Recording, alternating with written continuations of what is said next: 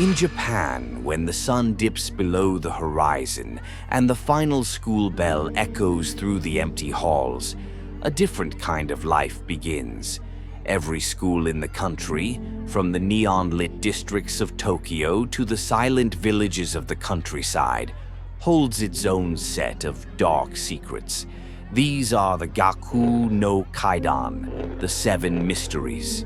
They are the stories whispered in hushed tones during lunch breaks, passed down from older students to terrified newcomers like a rite of passage. Most of these legends are harmless, fables of moving statues in the gardens or phantom music playing in empty piano rooms. But there is one name that stands above them all, a name that turns a simple hallway into a gauntlet of fear. Hanako-san. She is the foundation of Japanese urban horror, a ghost so deeply rooted in the culture that her name has become synonymous with the fear of the unknown. She does not haunt the dark forests or the lonely mountain passes. She waits in the most mundane, everyday place imaginable. While the hallways are filled with the laughter of children during the day, at night, they become her domain. Tonight we step into the cold, silent corridors of the 3rd floor to uncover why a simple school bathroom became the most feared place in Japan. Prepare yourself, because once you hear the 3 knocks, the legend becomes reality. The ritual to summon Hanako-san is deceptively simple, a game played by children to prove their courage. But in the dim light of a deserted school, simplicity feels like a trap. To find her, you must climb to the 3rd floor of the school building and enter the girls' bathroom. The air here always feels a few degrees colder, thick with the scent of old cleaning supplies and damp stone. You must walk past the 1st and 2nd stalls, ignoring the urge to turn back, until you stand before the 3rd door. According to the legend, the number 3 is the key. You are standing on the 3rd floor, facing the 3rd stall. With a trembling hand, you must deliver 3 rhythmic knocks against the wood. The sound echoes in the tiled room, unnervingly loud in the absolute silence. Then you must speak the words that have been whispered for generations.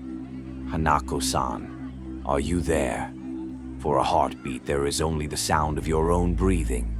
But then, the atmosphere shifts. A weight settles in the room, as if the shadows themselves are leaning in to listen. From behind the locked door, a voice finally emerges, a soft, wet, and unmistakably childlike whisper that sends a shiver down your spine. "Yes," she says, "I am here." In that moment, the boundary between our world and the spirit realm dissolves. You have moved beyond a simple prank.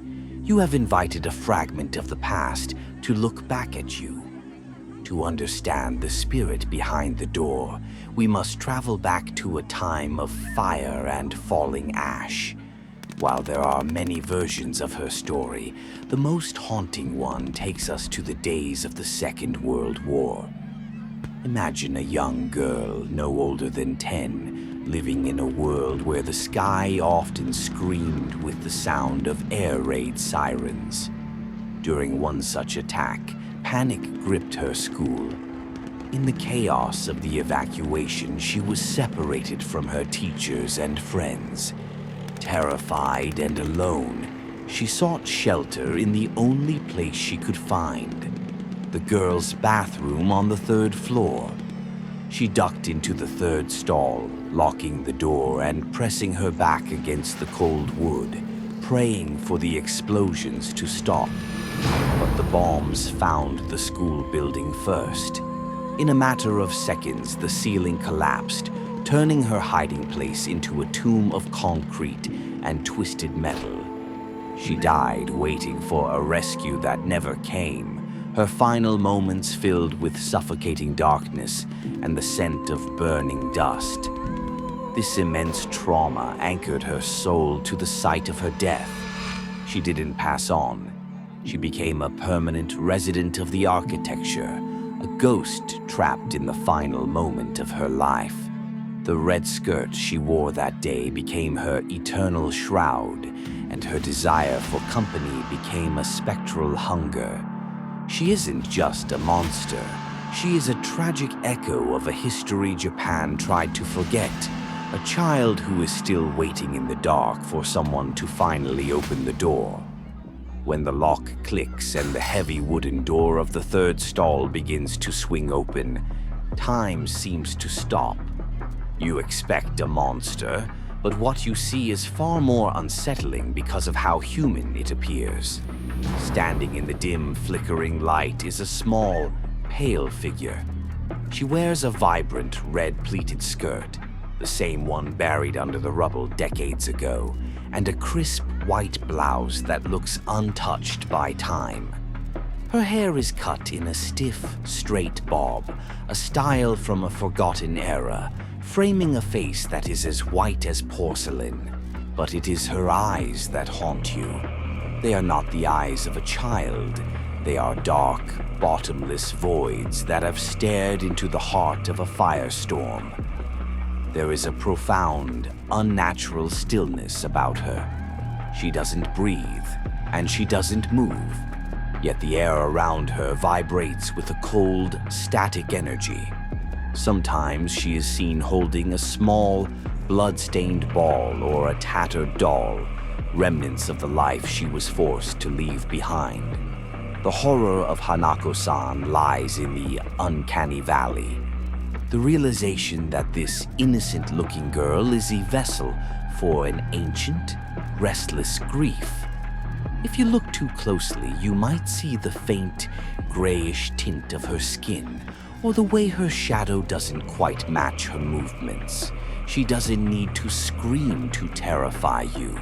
Her mere presence is a reminder that some wounds never close.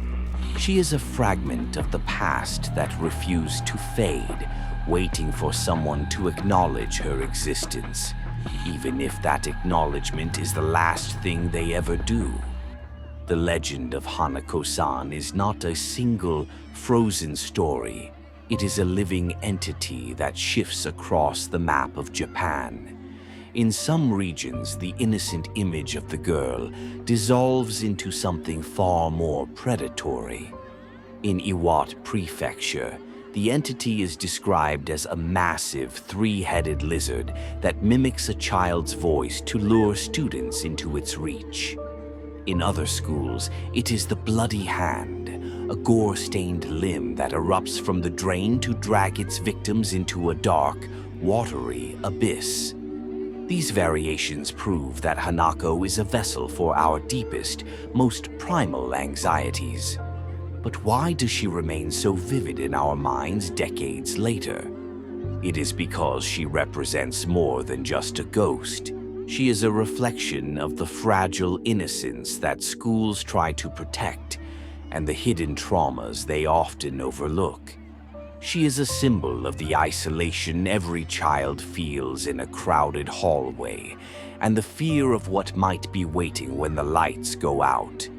As long as there are dark, quiet corners in the halls of education, Hanako-san will be there. She is the guardian of the forgotten third floor, a permanent resident of the architecture of our fears. So, the next time you find yourself alone in a silent school building and you feel the urge to test the legend, remember the history written in the wood of that third door. Some questions are better left unasked, and some doors are better left closed. Because once you hear her voice, you are no longer a student. You are a witness to a tragedy that never ends.